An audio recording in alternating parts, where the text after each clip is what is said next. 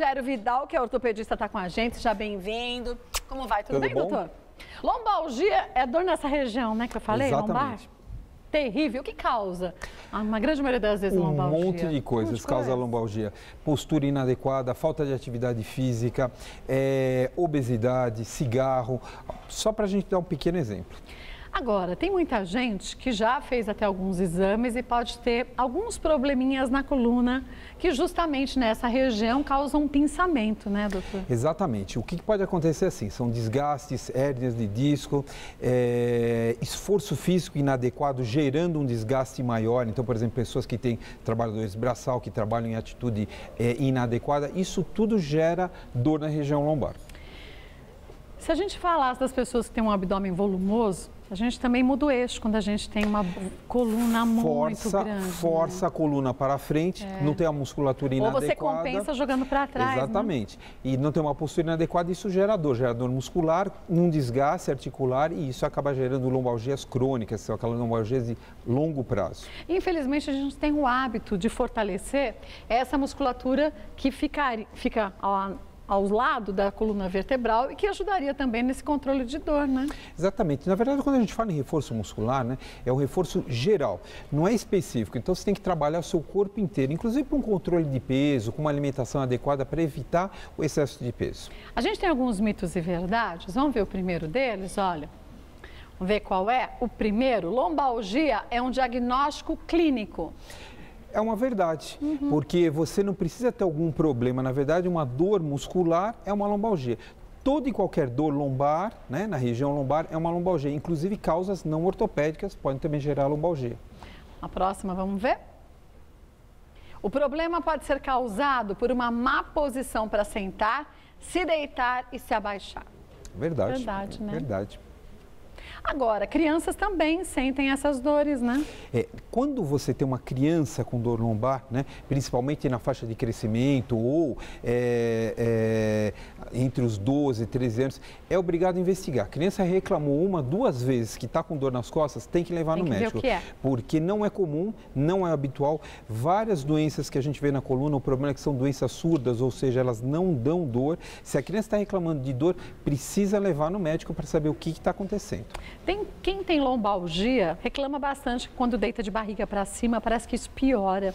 Por quê? Então, essa história da postura, na verdade, é que assim, quando você deita de barriga para cima, você pode estar contraindo mais a musculatura e gerando mais dor.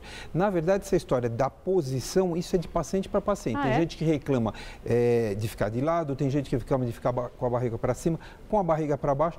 Para você ter uma ideia, tem pacientes que só se sentem bem de pé. Então, você tem que achar essa postura, inclusive a nível de tratamento para o paciente, para ver o que está causando, qual a causa da dor, o que está levando esse tipo de dor nesse paciente. Não sabia que era tão variável desse jeito? É variável. É assim, a gente tem pacientes que às vezes eles chegam no consultório da gente, você precisa, a consulta toda é com ele deitado ou então de pé, porque eles falam, doutor, não consigo ficar sentado. Então, é variável, depende se ele tiver uma hérnia de disco, vai depender do problema em si, né, com aquele tipo. Quanto tempo ele vem com aquele problema para adquirir uma atitude antálgica, ou seja, que não cause dor ou menos dor. Quer dizer, a lombalgia é a dor, mas tem que ver o que causa essa dor, Exatamente. Então, esse que é o principal problema. A gente tem problemas vasculares, uma coisa comum que é o aneurisma na aorta, né, na aorta abdominal, que é uma coisa muito grave, que também dá dor nas costas. Então, a gente precisa ver o que está causando. Então, o paciente que está com dor, a dor não melhora, precisa ir ao médico. E aí, o que não se pode fazer em nenhum caso, mas nesse menos ainda, é automedicação, né? Exatamente, né? Porque você não sabe o que é, né? Então, você pode estar se medicando por uma coisa que é completamente diferente, não é uma simples dor muscular.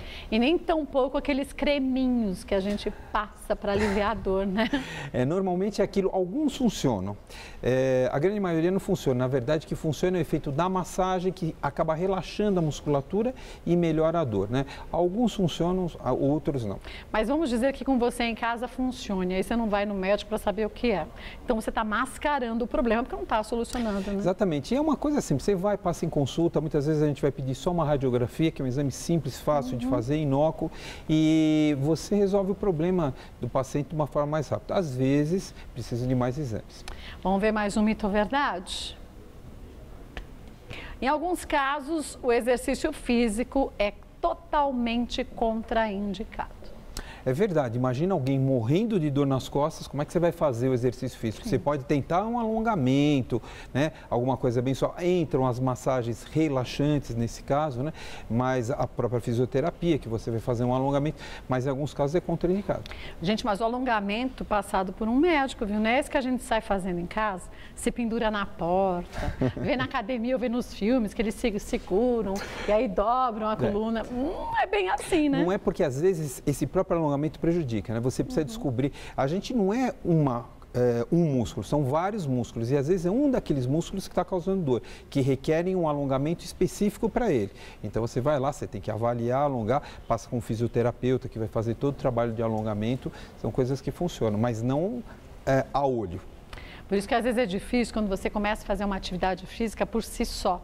Aí falar, vou comprar uns pezinhos e vou fazer um exercício que musculação é indicada. Mesmo não tenha problema nenhum, né? Você então, na postura inadequada, pronto, pode passar a ter, né? Isso, o que eu indico para o paciente é assim, falar, eu vou descer, vou na academia, mas tem professor? Sim. Né? Daí, se não tiver professor, é melhor não fazer nada, porque a chance de se lesionar com uma postura inadequada é muito maior, então é melhor não fazer nada. Tem que fazer uma atividade física, mas com a indicação, com alguém, com um trabalho, supervisionando. Porque a gente erra a postura, mesmo para quem treina muito tempo, depois de um tempo acaba adquirindo o vício de postura. E aí pode trazer problemas sérios, né? As dores são os sinais, mas o problema mesmo pode se agravar, A dor é um alarme, né? É que verdade. Tem alguma coisa errada. Vamos ver mais um? Mito ou verdade? A necessidade de operar quando ocorre uma infecção. Primeiro que infecção... Infecção na coluna é uma coisa que não é tão comum da gente ver. Quando existiam muitos casos de tuberculose, a gente via muita tuberculose na coluna que não necessitavam de tratamento cirúrgico.